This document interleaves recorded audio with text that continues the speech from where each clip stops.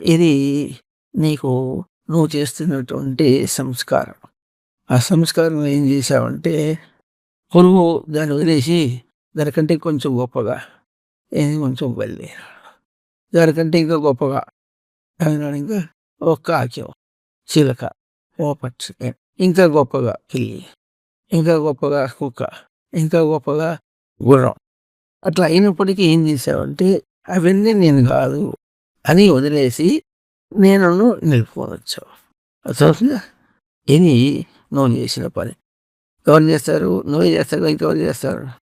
పిల్లిలో పని చేసేది ఎవరు? నేను అనుకుంటా పని చేస్తుంది.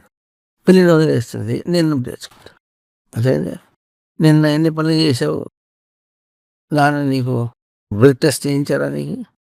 ఇదే అది ఇప్పుడు ఉందా? నిన్న అయిపోయింది. అది అయిపోయింది కదా, నువ్వు ఉన్నావా? ఉన్నావు. నిన్న అయిపోయింది. నిన్న పనులన్నీ అయిపోయినాయి. నిన్న కూడా అయిపోయింది. కానీ ఈ నేను మాత్రం కాదు. నేను మాత్రం ఎప్పుడు ఉంటుంది. అర్థమవుతుందా? ఇట్లా ఇప్పుడు ఇట్లా నేనున్నా అంటావా? అంటావా చెప్పు. అంట అది నేను అంటావే, అది అంటే ఒకటి నువ్వు ఉన్నాను గుర్తిస్తున్నావు అన్నమాట. గుర్తించడం అంటే తెలుస్తుంది నీకు, గుర్తిస్తున్నావు. ఇది నువ్వు చేసే పని. దీన్ని సంస్కారం అంటారు. సంస్కారం అంటే సంస్కారం అనే పదం విన్నావా ఎప్పుడన్నా? నీ తెలుగు వస్తుంది అసలు? సంస్కారం అంటే నేను నువ్వు చేసుకున్నది. సంస్కరోతి ఇది సంస్కార. కరోతి అంటే చేసుకుంటున్నాడు. జీవుడు ఏం చేస్తాడంటే వాడికి వాడే చేసుకుంటాడు. ఏం చేసుకుంటాడంటే అన్నీ వెళ్ళిపోతాయి నేనుంటా, అన్నీ వెళ్ళిపోతాయి నేనుంటా, నేనున్నా అంటాడు. ఎట్లా అంటాడు?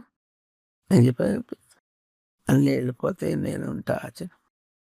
నువ్వు ఉండి నీకు సంతోషమేనా? వాడు చెప్పాలి, సంతోషంగా చెప్పాలి. కానీ అన్నీ వెళ్ళిపోతాయి నేనుంటా, అన్నీ వెళ్ళిపోతాయి నేనుంటా అని చెప్పు. అన్నీ వెళ్ళిపోతాయి, ఒకటే సంతోషంగా చదివింది. అది నువ్వు చేసుకున్నావు. అది ఉండటం బాగుంది, కానీ ఉండటం అంటే ఎట్లా ఉంటుందో ఇంకా ఎంత బాగా ఉండాలి. అది ఎవరు చేసుకోవాలి? అది కూడా నువ్వు చేసుకోవాలి. ఇన్ని జన్మలు నువ్వు చేసుకున్నావు కదా, ఇప్పుడు కూడా నువ్వు చేసుకోవాలి.